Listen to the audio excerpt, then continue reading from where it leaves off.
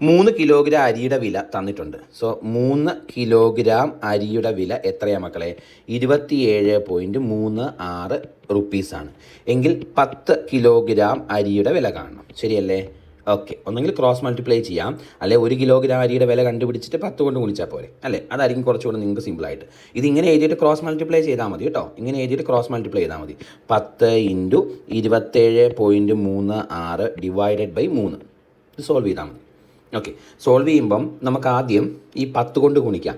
ഒരു സംഖ്യ 10 കൊണ്ട് ഗുണിക്കാൻ ഒരു പോയിന്റ് വലത്തോട്ട് മാറ്റണം.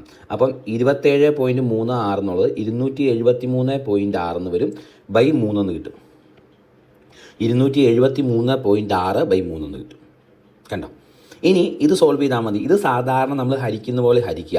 2736 3 കൊണ്ട് ഹരിച്ചിട്ട് ഒരു പോയിന്റ് ഉത്തരത്തിയിട്ടാൽ പരിപാടി തീരും, അല്ലേ? അപ്പം നമുക്കൊന്ന് ഹരിച്ച് നോക്കാം മക്കളെ. സാധാരണ ഹരിക്കുന്ന പോലെ 2736 ബൈ 3, അല്ലേ? 3 കൊണ്ട് ഹരിക്കുമ്പം 27 9, 3 1 തവണ, 6 2 തവണ ആണോ? ഇനി 912 ഒരു പോയിന്റ് ഇടുമ്പം 91.2 കിട്ടും. 91.2. ആൻസർ ഓപ്ഷൻ ഡി ആണ് കറക്റ്റ്. അതെ, ഒരു കാര്യം പറഞ്ഞോട്ടെ, നിങ്ങൾ കാപ്പൻസ് ലേണിംഗ് സൊല്യൂഷൻ എന്ന യൂട്യൂബ് ചാനൽ സബ്സ്ക്രൈബ് ചെയ്തിട്ടില്ലെങ്കിൽ വേഗം സബ്സ്ക്രൈബ് ചെയ്തോ. മാത്സുമായി ബന്ധപ്പെട്ട PSC പരീക്ഷകളെ ഫുൾ മാത്സിൻ്റെ കണ്ടന്റുകൾ നമ്മൾ അപ്ഡേറ്റ് ചെയ്യുന്നതാണ്. നമ്മുടെ പ്ലേലിസ്റ്റ് എടുത്തൊന്ന് നോക്കിക്കുക. അതിൻ്റെ അകത്ത് ഓരോ എക്സാമിനും സെപ്പറേറ്റ് പ്ലേലിസ്റ്റുകളുണ്ട്. അതിലെ ക്ലാസ്സുകൾ വൃത്തിയായിട്ട് കണ്ടാൽ മാത്സിന് മുഴുവൻ മാർക്ക് ഉറപ്പാണ്. ഇനി ടെലഗ്രാം ചാനൽ ജോസ് കാപ്പൻ എന്ന പേരിലുണ്ട്, അതിൽ ജോയിൻ ചെയ്യുക. നമ്മൾ ഇടുന്ന ക്ലാസ്സുകളുടെ അപ്ഡേഷൻസ് മിസ്സാവാതിരിക്കും.